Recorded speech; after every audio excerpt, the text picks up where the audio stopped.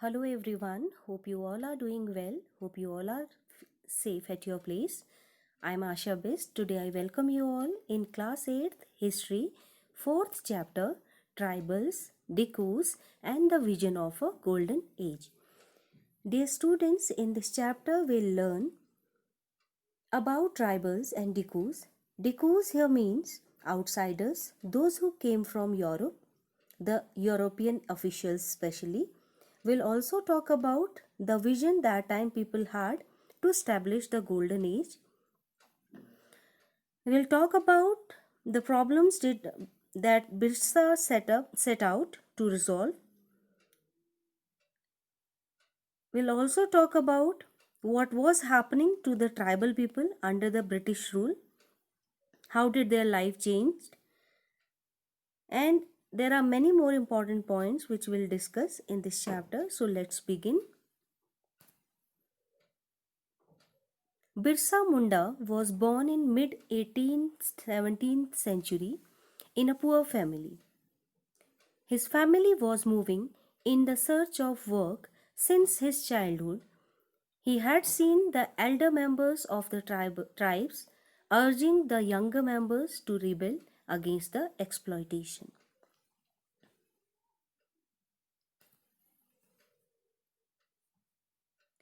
Dear students, Birsa was seen roaming the forest and villages of Chota Nagpur in Jharkhand.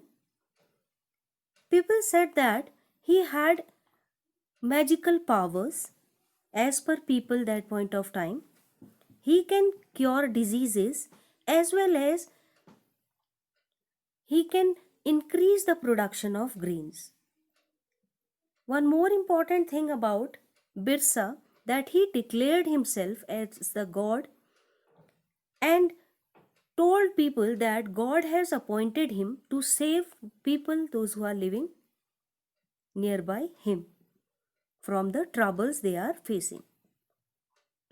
As well as he told them that he has been appointed as the protector of people so that the people can be protected from slaveries. As the slaves were working under Dikus, those who were outsiders, especially the Britishers, there were thousands of followers of Birsa, those who were believing that Birsa is a god who is going to solve all the problems of the people living in that areas.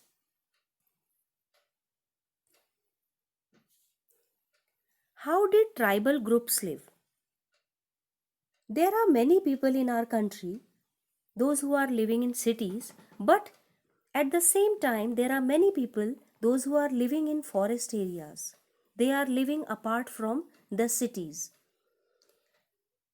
And these people are losing their identity day by day. It is important to learn and understand about their situation, their importance, as well as it is very important to know about the history of these people.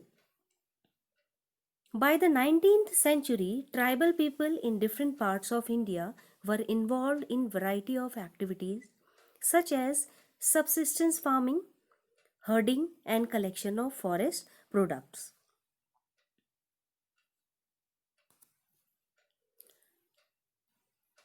These were the people, those who were involved in many activities, like some were jhum cultivators. Some tribal communities practiced jhum cultivation. They cleared a patch of the forest and cultivated it for few years, and when it lost its fertility, they moved to other sites. It also called slash and burn techniques. In this technique of cultivating crop, they used a particular land to cultivate a particular crop for a certain period of time. They continuously grown a particular crop on that land, and later on, when growing the crop again and again, the soil lost all its minerals. Then they left the place and they moved to other place in search of a better land where they can grow crops. In Jhum cultivation, people used to clear the forest areas, means they used to cut the plants of that area. Then later on, the dry leaves which were spread on that land were burned to make it fertile. Jhum cultivation, that is also known as shifting cultivation, was done on small patches of land that I told you. Mostly in forest, it was done. Be aware, term used for shifting cultivation in Madhya Pradesh. Beware. The cultivators cut the tree tops to allow sunlight to reach ground and burn the vegetation on the land to clear it for cultivation. They used to cut the trees so that the sunlight can reach on the land and the production can be increased. As well as they cleared vegetation which was there around those areas so that they can grow different crops in clear lands. Once the crop was ready and harvested, they moved to another field and left that field fallow for several years. They used a particular land area, they used all the resources around that land area, and later on, once they felt that all the resources are finished of that particular area, they left the place and they moved to some other place in search of more resources. This type of cultivation is considered to be the primitive type of cultivation and took as the loss to the forest wealth.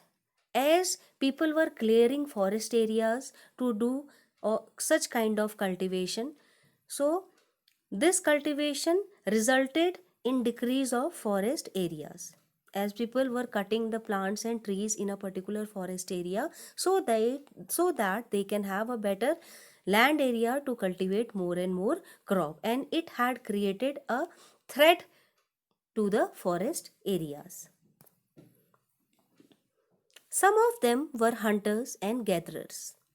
These people managed their livelihood by hunting wild animals and by gathering forest products such as fruits, roots, and medicinal shrubs.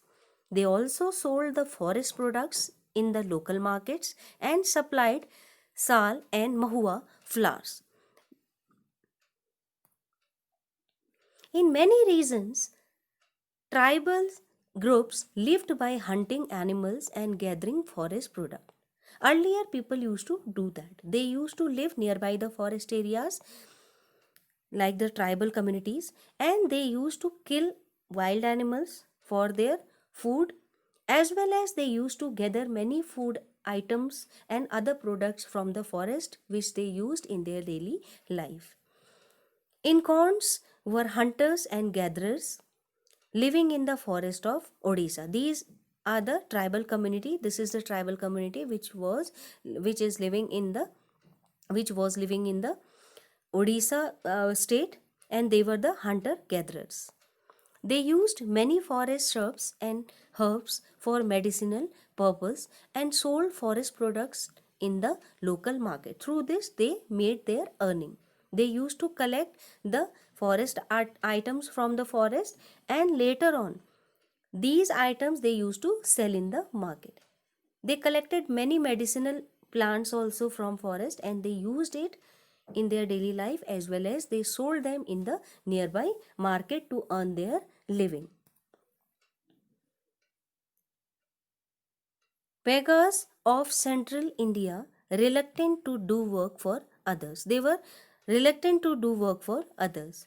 Tribal groups often needed to buy and sell in order to be able to get the goods that were not produced within the locality. This led to their dependence on traders and money lenders.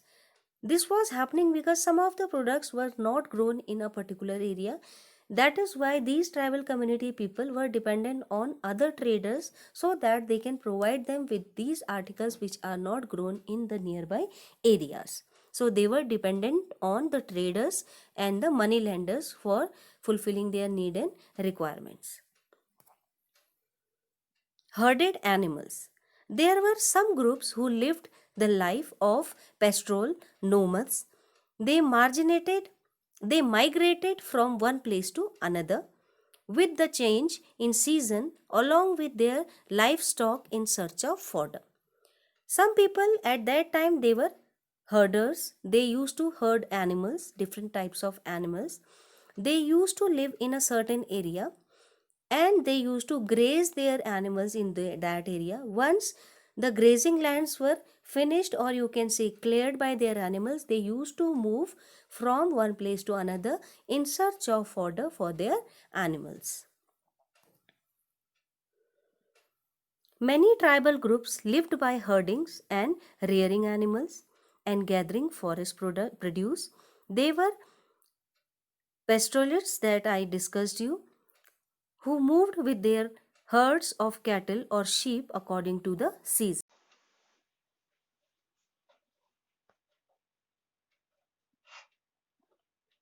Many tribal groups lived by herding and rearing animals. They were pastoralists who moved with their herds of cattle or sheep according to the season so that they can graze their animals in different land areas. That is why they used to move from one place to another after clearing a land, and they were searching for fodder uh, to graze their animals. When the grass in one place was exhausted, they moved to another area. The Van Gujars of Punjab Hills and the Lavadis of Andhra Pradesh were cattle herders. They used to rear animals like cow, sheep, and many more. The Gadis of Kulu were shepherds, and the Bekarwals of Kashmir reared goats. About these people, these tribal community people, those who used to herd animals, we learn more about them in the next part of the history book. So, this is all about the first part of this chapter. Hope you understood it. We'll soon meet with the second part of this chapter. Till then, take care and have a nice day.